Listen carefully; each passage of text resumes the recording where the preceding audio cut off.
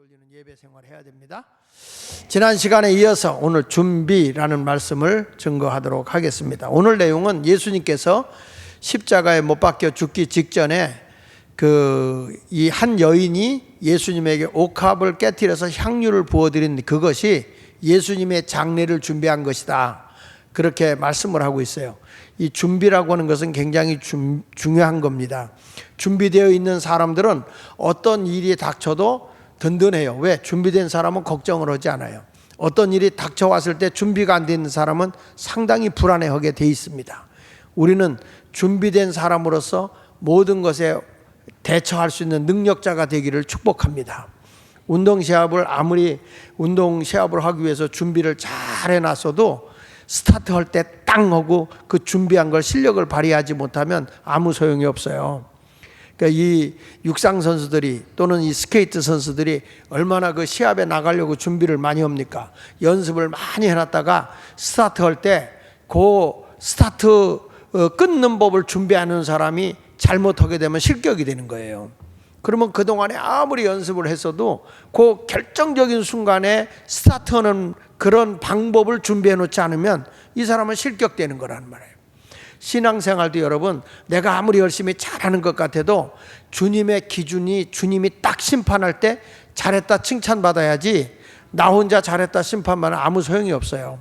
지금 어떤 상황이냐면 예수님께서 예루살렘에 유월절을 지키기 위해서 올라가는 과정인데 그때에 그 유월절을 지키기 위해 왔을 때 대제사장이나 서기관들이 예수님을 어떻게 하든지 잡아 죽이려고 하는 모함이 막 일고 있었어요. 이제 그런 살벌한 분위기가 흘러가고 있는 상황에서 예수님이 베다니의 마리아의 집에 들은 거죠. 이 베다니는 여러분 예수님이 자주 갔던 마르다와 마리아, 나사로가 있는 그 집이란 말이에요. 거기에 가서 특별히 베다니라는 곳에 갔는데 여기는 어떤 곳이었냐면 문둥병이 걸려있는 시몬의 집에 예수님이 가셔서 식사를 하고 있는데 그때에 베다니에 살고 있는 여인 마리아가 예수님에게 다가와서 옥합을 깨뜨려서 향유를 부어 드린 거죠.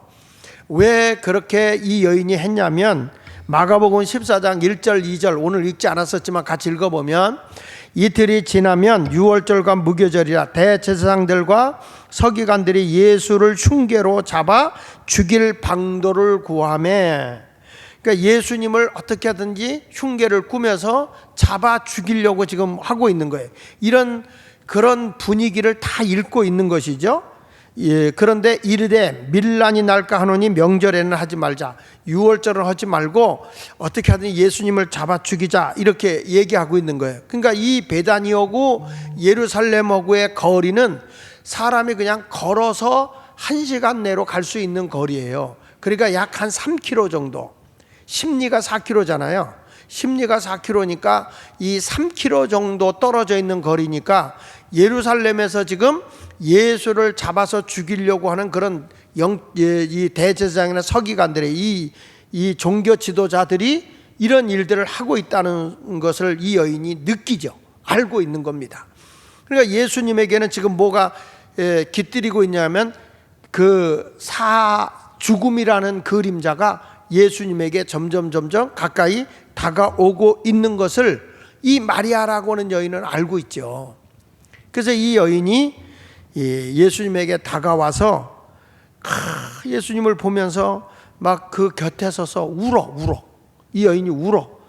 자기를 너무 사랑해주고 은혜를 베풀어줬던 그 예수님이 그 베다니에 살고 있는 마르다와 마리아와 나사로 가정을 위해서 예수님이 특별히 은혜를 베풀어주고 특별히 마리아라고 하는 이 여인은 이제 뭐 어떤 사람은 귀신에 들린 걸 고쳐줬다, 어떤 사람은 그 간통죄로 붙들려 왔다가 죽게 된 걸 살려줬다, 여러 가지 얘기가 있어요. 하여튼 이 마리아라는 여인은 예수님께 큰 은혜를 입은 여인이에요. 큰 은혜를 입은 여인인데 예수님이 곧 예루살렘에 올라가면 죽는다고 하는 걸 알고 있는데 예수님이 그냥 거기서 식사를 하면서 이 대화를 나누고 있는 그 모습을 보니 가슴이 너무 아팠던 거죠. 그래서 누가복음 7장 38절에 보면 예수의 뒤로 그 발 곁에 서서 뭐하고 울며 눈물로 그 발을 적셨다는 거예요. 예수님을 위해서 우는데 얼마나 뜨거운 눈물을 흘렸는지 그 눈물이 뚝뚝뚝뚝 떨어져서 예수님의 발에 적셨다. 그러니까 눈물이, 자기 눈물이 예수님의 발에 떨어지니까, 그러니까 자기 머리털로다가 닦아드리는 거예요. 그 자기 머리털로 닦고 그 발에 입 맞추고 향유를 부었다, 이렇게 말하고 있는 거죠. 그러니까 이 여인은 예수님의 큰 은혜를 입고 사랑을 입은 거에 대해서 감격해서 그 죽음이 예수님에게 오고 있는 그 모습을 보니 너무 안타까워서 너무 가슴 아프고 답답해서 눈물을 흘리고 있는 거예요. 그러면서 자기 일평생 모아놓았던 그 향유를 깨트려서 예수님에게 부은 거죠. 그러니까 그것을 보고 있던 제자들이 화를 벌컥 냅니다. 벌컥 내면서 마태복음 26장 8절에 보면 제자들이 분개하고, 제자들이 그것을 보고 분개했다는 거예요. 옥합을 깨트려서 한 번에 붓는 걸 보고 화가 나가지고 뭐라는 거 아니? 무슨 의도로 이걸 허비하느냐, 왜 이걸 낭비하느냐, 이렇게 말하는 거예요. 지금 오히려 제자들은 여인에 대해서 책망을 하고 있습니다. 우리도 그런 오해를 할 때가 있거든요. 내가 주님 앞에 시간 들이고 물질 들이고 헌신하고 봉사하는 거에 대해서 왜 예수 믿는 사람이 저렇게 해? 왜 이렇게 낭비해? 이런 사람들이 있어요. 요즘에 젊은 사람들도 보면 교회 와서 막 열심히 봉사하는 것이 왜 우리 시간을 뺐냐, 우리가 알바도 하면 얼마인데 이렇게 하느냐 하면서 자꾸 자기 자신들에 대해서 주님께 헌신하기보다는 이해타산을 따지는 사람들이 많아요. 여러분, 이 봉사라고 하는 것은 사람을 위해서 하는 것입니까? 하나님을 위해서 하는 것입니까? 우리 그리스도인들은 봉사를 하나님께 해야 되는 거죠. 사람에게 하는 게 아니라고요. 우리가 사람에게 하는 것 같아도 하나님의 영광을 위해서 해드려야 되는 거예요. 주의 이름을 위해서 봉사하는 거지 사람을 위해서 하면 아무 소용이 없어요. 성경에 뭐라 그럽니까? 지극히 작은 자라도 주의 이름으로 하는 것은 하나님께 하는 거예요. 내가 어떤 것을 봉사할 때 집사님이 목사님 고마워요. 나한테 고마울 거 없어요. 주께서 하신 일이에요. 주님이 하라니까 하는 것이지 뭐 내 의지로 하겠어요? 그래서 누구에게 영광 돌려? 하나님께 영광 돌리는 거예요. 성경 마태복음 25장 40절 이렇게 말합니다. 임금이 대답하여 이르시되 내가 진실로 너희에게 이르노니 너희가 여기 내 형제 중에 지극히 작은 자 하나에게 한 것이 곧 내게 한 것이다. 보잘것없이 연약한 자에게 하나에게 주의 이름으로 한 거는 하나님께 하는 거예요. 우리가 여러분 봉사하는데, 교회 와서 봉사하고 하는데 이게 하나님께 영광이 되게 해야지, 내 이름 내고 누구를 위해서 하는 것처럼 착각하지 말라고. 교회 와서 뭐 장하길 목사가 하라니까 한다? 그건 하나님이 받지도 않아. 주님께 영광이 되는 봉사가 돼야 되는 겁니다. 하나님이 기뻐하는 봉사를 해야 되는 거 아닙니까? 그래야 하나님이 받으시는 거예요. 작은 자 하나에게 하는 거 하나님께 하는 게 아니면 그 하나님이 받지 않잖아요. 그런데 이거 뭐 대수롭지 않은 사람이다 그리고 우습게 여기고 하면 그 사람도 하나님이 보내준 자니까 그 작은 자 하나에게 내가 하면 하나님이 받으시지만 작은 자 하나에게 주의 이름으로 하지 않으면 그것은 결국에 하나님께 하지 않은 게 되는 거예요. 마태복음 25장 45절로 46절에 이에 임금이 대답하여 이르시되 내가 진실로 너희에게 이르노니 이 지극히 작은 자 하나에게, 보잘것없는 자 하나에게 하지 아니한 것이 곧 내게 하지 않은 것이다. 그 46절에 뭐라 해요? 그들은 영보래 의인들은 영생에 들어가리라. 의인은 어떤 사람입니까? 영생의 삶을 살아가는 자들이에요. 그러니까 사람에게 봉사하더라도 누구 이름으로 하는 거냐? 하나님의 이름으로 하는 거예요. 주의 영광을 드러내는 거예요. 오늘도 예수님은 말씀합니다. 보잘것없는 자에게도 주의 이름으로 하는 거 하나님이 영광 받는다는 거예요. 아무리 큰 자라도 자기가 그 앞에 가서 무슨 문화적인 혜택이나 받고 어떤 유익을 얻으려고 하는 거는 하나님이 그건 받지 않아. 그거는 사람을 이용해 먹으려고 하는 게 아니라 하나님의 영광을 위해서 해야 할 때 하나님이 기뻐하시는 것이죠. 우린 그런 삶을 살아야 돼요. 믿습니까? 그런데 이 제자들이 막 여인을 비방하잖아요. 너 왜 이렇게 낭비하냐? 그 큰 돈을 작은 자에게, 가난한 자에게 나눠주는 게 훨씬 유익하지. 왜 너는 그렇게 낭비하는 거야? 아니, 주님께 봉사하는데도 그걸 갖고 막 시비를 거는 겁니다. 근데 실질적으로 그놈들은 도둑놈이라고 그랬어요. 가룟 유다 같은 사람은 하나님의 성전에 있는 물질을 훔쳐가는 거잖아요. 그건 제자가 아니야. 도둑놈이지. 여러분 도둑분이라고 하는 적 있어요? 도둑분, 도둑님이라고 그래요? 내 말이 표준어요. 도둑놈이. 놈이 맞아요? 님이 맞아요?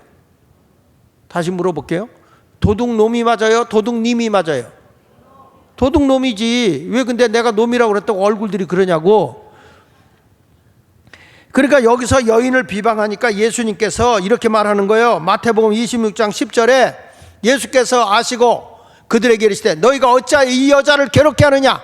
그가 내게 좋은 일을 했다. 장례를 준비했다 그 말이야. 여러분 이렇게 준비된 삶을 살아가고 주님께 영광이 되게 하는 일은 나쁜 일이 아니라 좋은 일인 것을 믿으시기 바랍니다. 사람이 볼 때 표면적으로는 겉으로 드러나는 것을 볼 때는 낭비적인 것 같지요. 그러나 만약에 우리가 볼 때 낭비적인 것이라도 이 낭비는 아름다운 낭비인 거야. 가치 있는 낭비라는 것입니다. 오히려 예수님은 이 여인이 행한 것을 보고 마태복음 26장 13절엔 이렇게 말해요. 내가 진실로 너희에게 이르노니 온 천하에 어디서든지 이 복음이, 예수 그리스도의 구원의 복음, 용서의 복음이 전파되는 곳에는 이 여자가 행한 일도 말하여 그를 기억하리라. 이렇게 말씀하잖아요. 여러분 복음이라는 것은 반드시 우리의 헌신과 봉사가 따라야 된다는 거예요. 그래서 복음이 전파되는 곳에는 이 여인이 행한 일도 간증이 되어 전하게 하라, 이렇게 말씀하는 거죠. 듣기는 많이 들었는데 내가 주를 위해서 봉사하는 삶을 살지 않고 있다면 우리는 그리스도인이 아닌 거예요. 여러분 하나님이 내게 주신 달란트, 재능 이런 걸 가지고 주를 위해서 사용하는 건 기뻐해야 되는 겁니다. 하나님 앞에 와서 봉사하는 걸 가지고 시간 뺏겨서 낭비야, 젊은 사람만 이용해. 요즘에 젊은 사람들의 사고방식 속에 그런 게 들어있는 것은 왜 그러냐면 영혼이 하나님을 향하지 않고 인간의 이성적인 생각만 하고 있어서 그런 거예요. 이런 것을 다 깨쳐버리고 옥합을 깨듯이 나의 욕망, 나의 욕심, 자기 자아, 자기 지식을 다 깨고 살든지 죽든지 주님의 영광을 위해 살아가는 자가 되어야 할 줄로 믿습니다. 그래서 오늘 저는 예수님의 죽음을 준비한 이 마리아와 같이 우리도 예수님께 늘 준비되어 있는 사람이 되기를 바라면서 준비라는 말씀을 증거하는 거예요.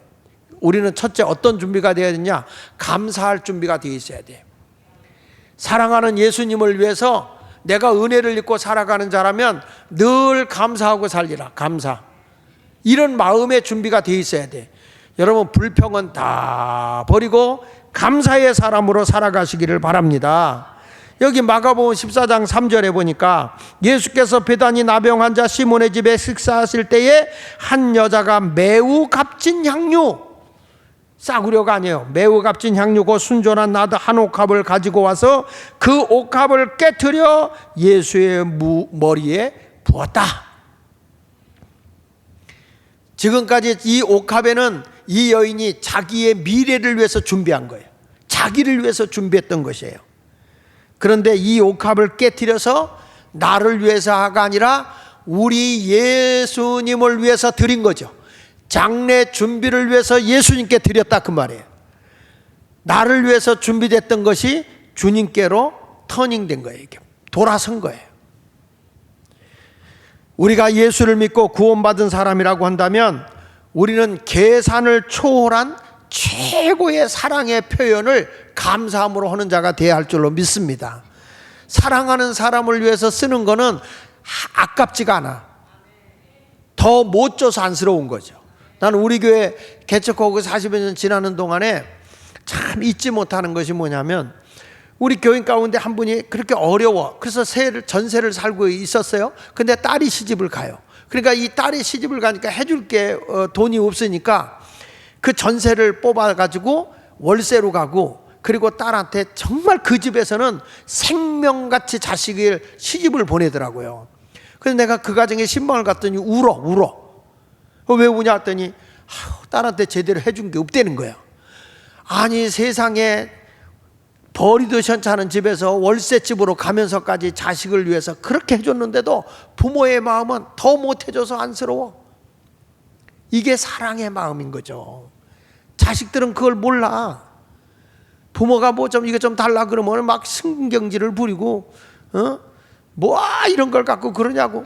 아유, 어느 때가 오면 머리를 드라이기로 태워주고 싶을 때가 한두 번이 아니지. 그렇지만 자식은 사랑이니까 그 자식을 어떻게 미워하겠어. 더 주고 싶은 게 부모의 심정이죠. 그러니까 옛날에 어르신들이 먹고 나면 어머니가 바깥에 나가서 먹을 게 없으니까 뼈다귀를 드셔. 뼈다귀를. 근데 왜 어머니는 뼈를 들어요? 생선뼈를 들어요? 그랬더니 야, 뼈가 더 고소하고 맛있단다. 그게 진짜인 줄 알았지. 먹을 게 없으니까 그걸 답쓴 거예요. 그래서 한국의 여자들은요, 가족을 다 먹어 살리기 위해서 없는 데서 먹을 수 있게 만든 창의적 능력이 세계가 따라올 수 없는 나라가 대한민국입니다. 이 여자들 진짜 대단한 나라가 한국이에요. 아멘 안 해? 예? 그 외국에 있는 나라, 명나라, 당나라 뭐 이런 나라들이 전쟁이 하면 우리나라 맨날 약소국이라 다 뺏기잖아요. 다 가져가. 먹을 거 다 가져가고 우린 먹을 게 없어. 그들이 안 먹는 거 뭐 짐승들 뭐 이런 것들 그런 것들 다 버리고 가죠. 내장, 피, 뭐 꼬리 뭐 이런 것들은 다 버리고 가. 그러면 우리는 먹을 게 아무것도 없어. 그러면 어떻게 합니까? 여자들의 머리는 창의적이잖아.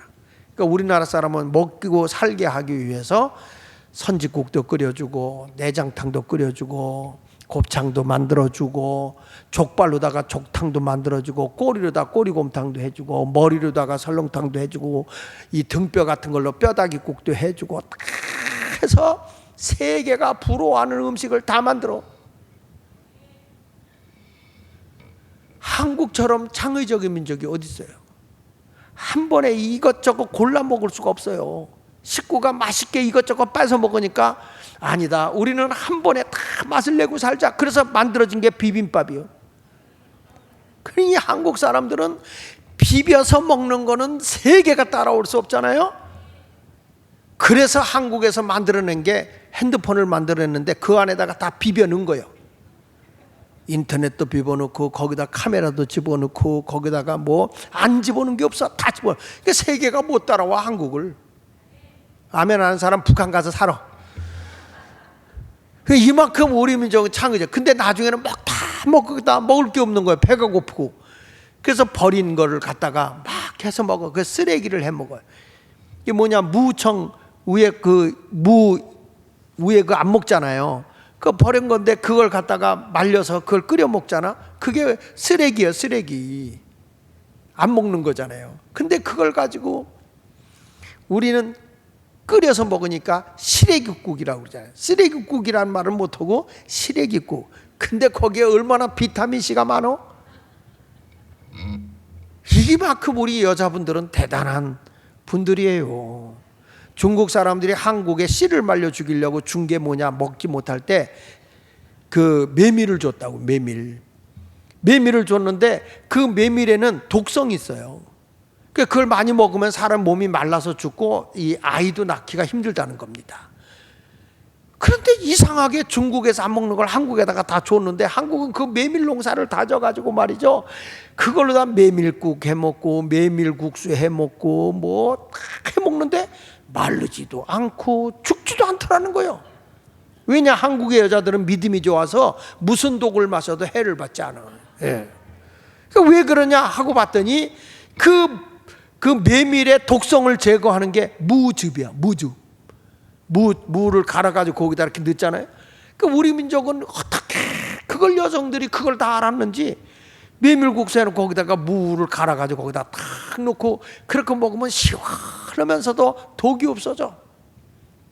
그러니까 한국은 세계가 못 따라와.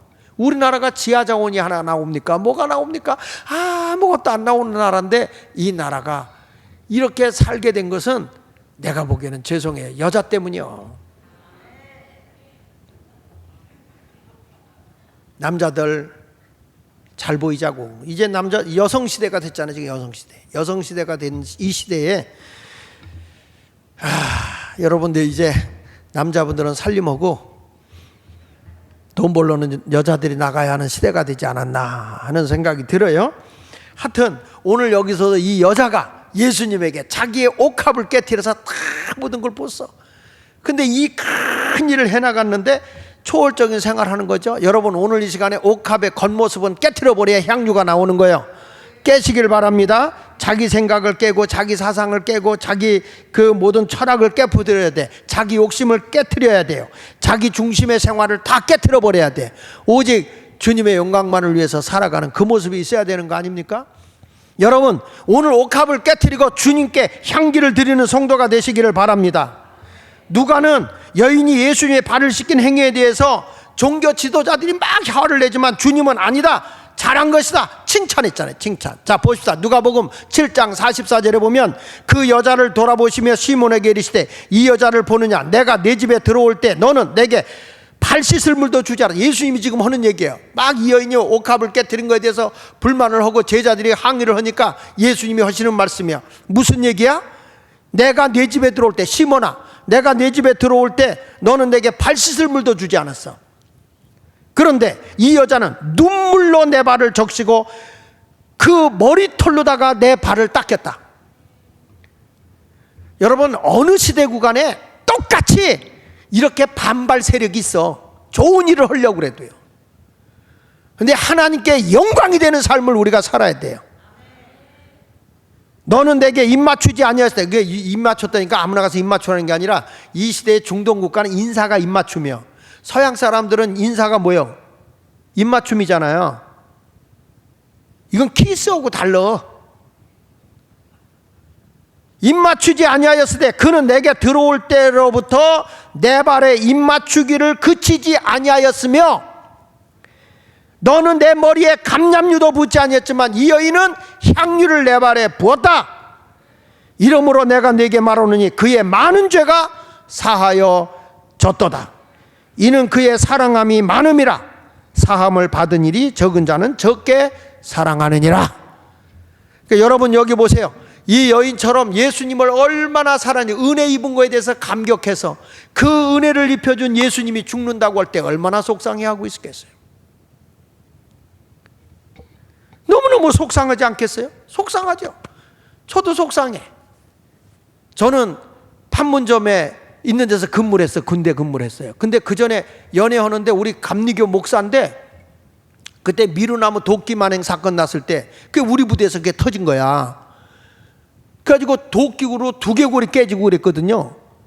그 어마어마한 일들이 일어났어. 그런데 우리 감리교에 현재 있는 목사야. 그 목사가 들렸는데 미루나무 사건이 한국에서 조작한 거래. 그걸 놀리는데 정말 내 눈에요, 눈이 확 뒤집히더라고. 목사만 했으면 내가 거기서 죽였을 것 같아. 그래서 그 목사 딱 잡고 내가 얘기했어요. 내가 거기 당사자인데 당신 봤어? 우리 동료가 죽었는데, 두개골이 뽀개져서 죽었는데 너 봤어? 더군다나 나는 디스펜서리 의무병가로 병원에서 근무해서 그걸 실질적으로 봤거든.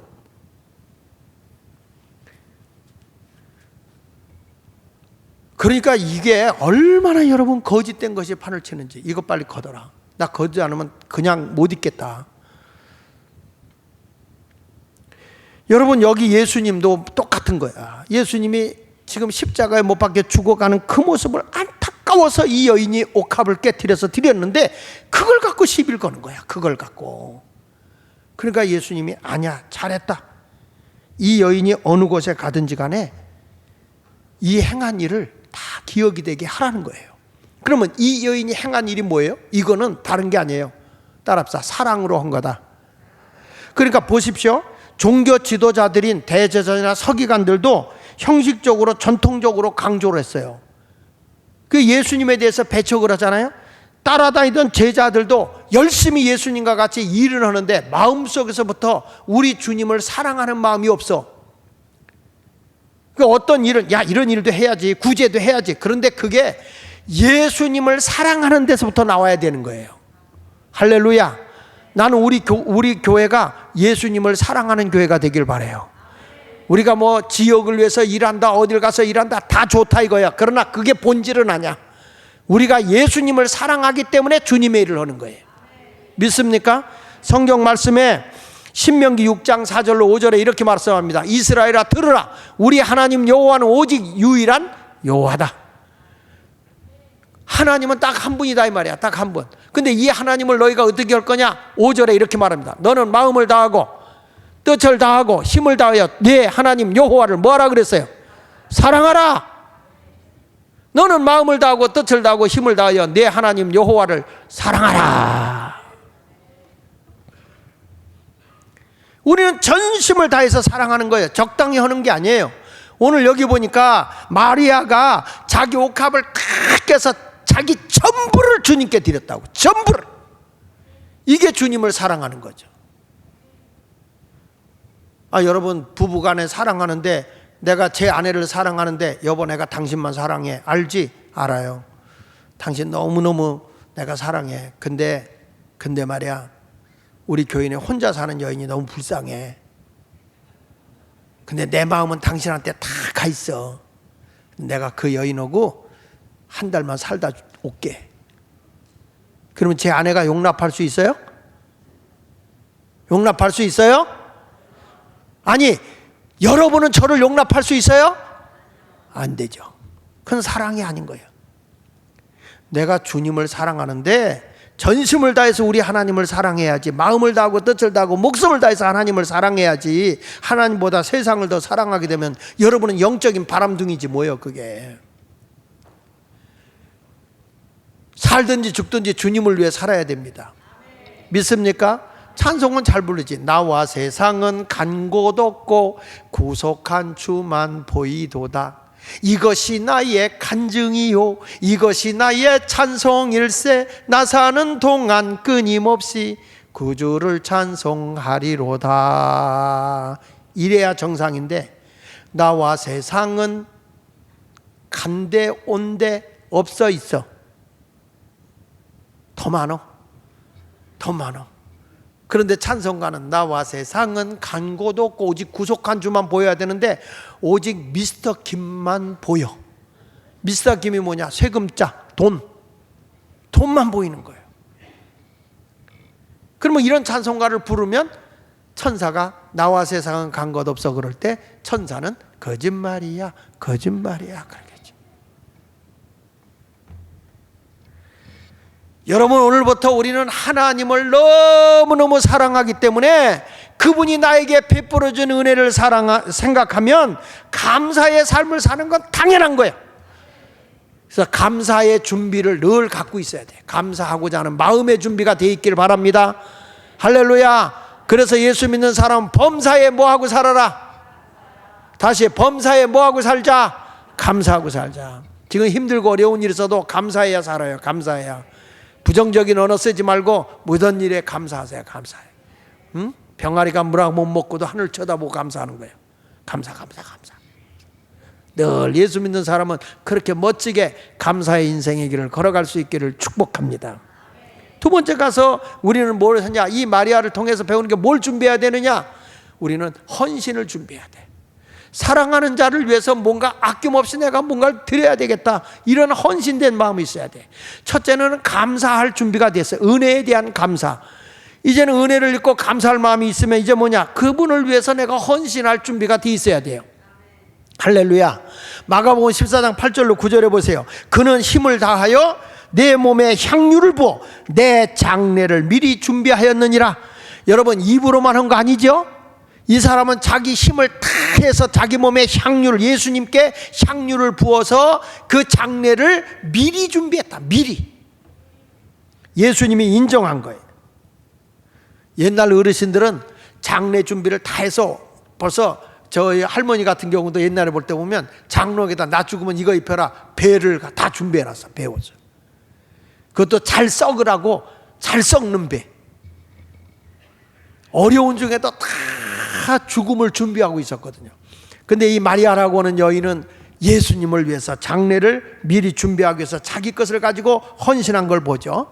근데 이 헌신이 너무너무 최선을 다해서 하는 거예요. 그러니까 여기 성경 8절 상반절에 있는 것처럼 그는 힘을 다했다는 거예요. 힘을 다했다. 힘을 다해서 내 몸의 장례를 준비했다는 거예요. 여러분, 우리 하나님 앞에 봉사하는 거는 적당히 하는 게 아니야. 내가 가지고 있는 걸 가지고 힘을 다 하는 거예요. 없는 걸 갖다 빛내고 하라는 게 아닙니다. 여러분, 모세는 자기가 쓰기에 유용한 지팡이를 들고 하나님이 일하게 했어요. 다윗은 이 아주 익숙한 물맷돌로 골리앗을 물리치게 한 거예요. 하나님을 위해서 일한다고 할 때 없는 걸 가져오려고 할 필요는 없어요. 있는 것 가지고 하나님을 위해서 내가 익숙한 걸 가지고 하면 돼. 이런 모습을 주님이 허락하는 거죠. 로마서 12장 1절에 예수님이 말씀하기를, 그러므로 형제들아, 예수 믿고 구원받은 자들을 얘기하는 거예요. 내가 하나님의 모든 자비하심으로, 하나님의 그 너그러운 사랑으로 너희를 권면하는데, 너희 몸을 하나님이 기뻐하시는 거룩한 산 제물로 드리라. 내 몸뚱이를 하나님께 드려라. 이는 너희가 드릴 영적 예배다. 할렐루야. 내 몸이 하나님께 드려져야 돼. 주님이 원하신다면 드려야 되는 거 아닙니까? 예수님께서 우리를 위해서 생명, 물, 피 한 방울 남기지 않고 다 내주신 거 아니에요? 우리를 구원하기 위해서. 그렇다면 내가 가지고 있는 옥합이 뭐냔 말이에요. 그것을 깨트려서 주님께 드릴 수 있어야 되지 않습니까? 이사야 선지자도 하나님이 그러잖아요. 누가 나를 위해서 복음을 전하러 갈까? 누가 회개의 복음을 전하러 선지자로 나갈까? 그랬을 때 이사야 선지자가, 내가 여기 있습니다. 날 보내주세요. 이사야서 6장 8절 같이 읽어보겠습니다. 거기 보면, 내가 또 주의 목소리를 들으니 주께서 이르시되 내가 누구를 보내며 누가 우리를 위하여 갈까? 이 복음을 위해서, 이 사역을 위해서 누가 우리를 위해서 갈까? 그랬더니 그때 내가 이르되 내가 여기 있나이다. 나를 보내소서. 내가 여기 있습니다. 나를 보내주세요. 할렐루야. 저는 요즘에 그런 걸 느껴요.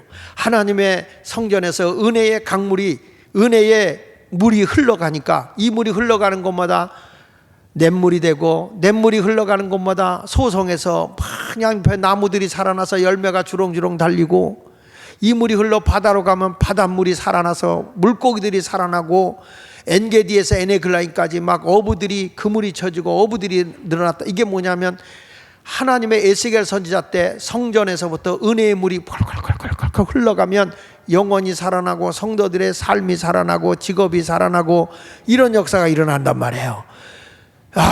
그런데 이런 역사를 이제는 우리 한국에서 해야 되겠다. 교회들마다 다 침체됐는데 이번 교회에 내가 뭘 할 수 있을까? 그랬더니 하나님이 성령으로 온 강산을 덮으면 예수님이 파도치는 대한민국이 될 거라고 보고 이 복음이 온 세계에 전파되지 않을까요?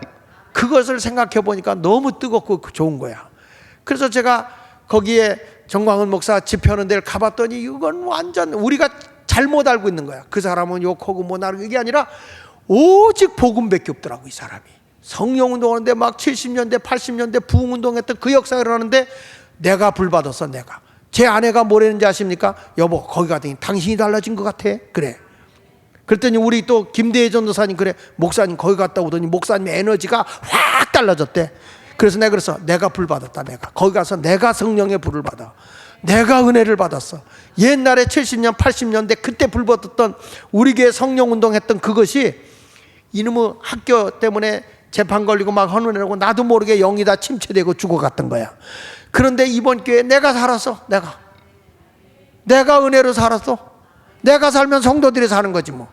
아유 잘됐다. 그래가지고 막 은혜운동 하는데 지난 금요일 날은 여성 목회자가 다 모였어. 여성 목회자인데 가서 말씀을 전해줬지 뭐. 그랬더니 그러대 장하길 목사는 천연기념물이라고. 여러분, 하나님의 복음의 역사가 이렇게 전파되어지고 한국 이제는 우리 예수마을교회가 성령의 불을 붙여서 감리교회 살리는 운동을 일으켜야 될 줄 믿어요. 누가 이 일을 할 거냐? 내가 여기 있나이다. 나를 보내셔서. 여러분도 그 사역을 해야죠. 어떤 일을 할 때 교회 기도하자. 누가 기도해야 돼요? 내가 해야죠. 기도대장 돼야 되겠죠. 주님이 오늘 이 시간에 말씀한다. 누가 나를 위해 갈고? 내가 여기 있나이다. 나를 보냈어. 거기 좀 다시 띄워봐요. 자, 이사야서 6장 8절. 우리를 위하여 내가 누구를 보내며 누가 우리를 위하여 갈고? 그때에 시작. 내가 이르되 크게 시작. 내가 여기 있나이다. 크게 다시. 그 다음에 나를 보내소서. 다 말했어. 이제 주의 일을 할 때 내가 여기 있나이다, 나를 보내서 이렇게 결단할 수 있는 여러분이 되시기를 바랍니다. 마리아는, 여러분 여기서 말하는 동정녀 마리아를 얘기하는 거야. 동정녀 마리아는 이 메시아가 이 땅에 출생해야 되는데 그 몸을 빌려서 예수님이 태어나야 돼요. 근데 천사가 와서 내 몸을 빌려서 이 땅에 예수, 임마누엘 대신 예수 구세주가 출생해야 되겠다. 그 시대의 여자가, 남자를 알지 못하는 여자가 임신하면 돌 맞아 죽는 시대인데 내가 왜 그걸 허락하겠어요? 여러분, 지금 내가 돌 맞아 죽지 않는 시대라 할지라도 밤중에 천사가 와서 갑자기 말이야, 아무개야, 내가 너에게 아들을 하나 줄 텐데 메시아다, 그 몸에서 임신하여 아들을 펄펄 뛸 거요. 그렇지 않겠습니까? 만약에 우리 교회 권사님이, 남자도 없는 권사님이 어느 날 임신해 갖고 나타났다고 생각해봐. 여러분 그거 받아들일 거요? 정죄하지 않겠어요? 있을 수 없는 일인 거야. 근데 나를 위해서 내 몸을 드릴 수 있겠냐? 그랬더니 이 여자가 처음에는 난 사례를 알지 못해요. 그랬더니 성령으로 잉태된다. 성령. 이게 여러분 영적인 세계가 어떻게 영적인 사람이 아니고서야 이해가 되겠냔 말이야. 근데 이 마리아 좀 보세요. 어쩌면 예수 말께 성도들하고 같은지. 38절 시작. 마리아가 이르되 주의 여종이오니 말씀대로 내게 이루어지이다. 무슨 얘기죠? 자기 몸을 드린 거예요. 나는 내가 아니고 하나님의 종입니다. 하나님의 여종이니까 주님 말씀대로 내 몸을 사용하세요. 내게 이루어지이다. 야, 때로는 하나님의 말이요 너무 비인격적이고, 이왕이면 말이죠, 결혼했던 사람 가지고 일을 하라 그러면 될 텐데 그것도 아니고 전혀 이제 저 푸른 초원 위에 그림 같은 집을 짓고 행복하게 살고 싶어하는 약혼만 하고 있는 그 사람의 있는 그 집에서 이 여인을 사용하겠다는 거예요. 그러니까 주님의 것이니까 주님 대로 쓰세요. 이게 뭐예요? 이게 헌신인 거야. 뭘 교회 와서 뭐 하자 그럴 때 왜 젊은이들만 이식교회 뭐 이런 소리 하지 말라고. 여러분 주님이 필요로 하신다면 주님의 딸이니 마음대로 쓰시옵소서, 주님의 아들이니까 주님 뜻대로 쓰시옵소서 하고 헌신하고 생명 걸면 내 인생 주님이 책임져 주는 거야.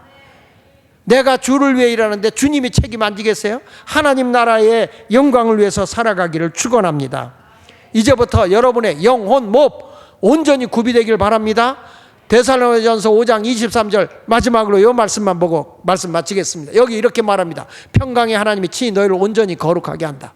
하나님은 여러분이 어떻게 살거냐? 거룩하게 살길 원해요. 거룩이라는 것은 구별된 삶이에요. 모든 삶이 구별되기를 원하고 있는 것입니다. 그리고 또 너희의 온 영과 혼과 몸, 우리의 영혼과 몸이, 영혼, 혼은 정신이잖아요. 영은 하나님과의 관계고 몸은 자연과의 관계고, 그렇죠? 저는 이렇게 봅니다. 몸은 자연과의 관계야. 몸이 병들면 이 세상과 함께 할 수가 없어요. 그리고 혼은 뭐야? 정신이야. 인간관계예요. 그 다음에 영은 하나님과의 관계야. 이 세 가지가 다 온전히 구비돼. 인간관계도 잘 되고 몸도 건강해서 자연에 마음 놓고 이렇게 지낼 수 있고, 이런 모습이 돼야 되는 거죠. 여러분 건강해서 막 세상을 돌아다닌다, 이건 복이야. 방구석에 처박혔거나 병원에 있어가지고 이러면 자연과의 관계가 단절되는 거잖아. 그렇죠? 근데 우리 주님은 어떤 걸 원해요? 너희 온 영과 혼과 몸이 우리 주 예수 그리스도의 강림하실 때까지, 예수님 재림 올 때까지 흠없게 보존되길 원하노라.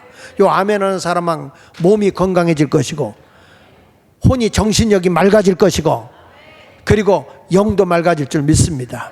아니 집사님하고 우리 권사님하고 지나오는데 무슨 말을 해도 잘 못 들으셔. 권사님! 목사님 왜요? 왜 내가 답이 없어? 그랬더니 목사님 내가 못 들었어. 내 귀가 잘 안 들려. 요즘에 여러분 우리 목사님 왜 저렇게 목소리가 세졌냐? 그러지 마라.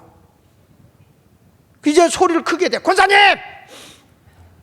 그러면 근데 그러지 마시고 여러분 영의 귀도 열려서 주의 음성 들리길 바라고, 영의 눈도 열려서 영적 세계도 보길 바라고, 주의 큰 은혜를 받아서 내 마음에 예수의 사랑도 흘러 넘치는 그 역사를 이루기를 바랍니다. 그래서 우리는 두 가지를 준비하고 늘 살아야 돼. 주님의 은혜에 감사하고 살겠다. 이제부터 오늘부터 입에서 원망 불평 싹 지워버려요. 왜냐하면 성경에 보니까 원망하고 산 사람이 성공한 사람 없어요. 다 어려워도 감사하고 긍정적인 말하는 사람 하나님이 세워주는 거예요. 그 다음에 주님을 위해서 몸 바쳐 헌신할 준비하세요. 헌신을. 예? 아멘. 내 가장 소중한 거 하나님이 내게 주신 은사를 가지고 그 재능을 가지고 헌신하리라. 그러면 하나님이 그 헌신을 헛되게 하지 않아. 영원히 기념비적인 사람이 되게 하는 거예요. 복음이 전해지는 곳마다 이 여인이 행한 일도 기억이 되게 하라. 기념이 되게 하라. 얼마나 귀한 일이야. 예수마을교회도 복음이 전해질 때마다 목사 입에서 간증이 될 만한 그런 그리스도인이 돼야 되지 않겠어? 여러분이 그런 성도가 되기 원하면 아멘. 두 손 들고 아멘. 기도하겠습니다.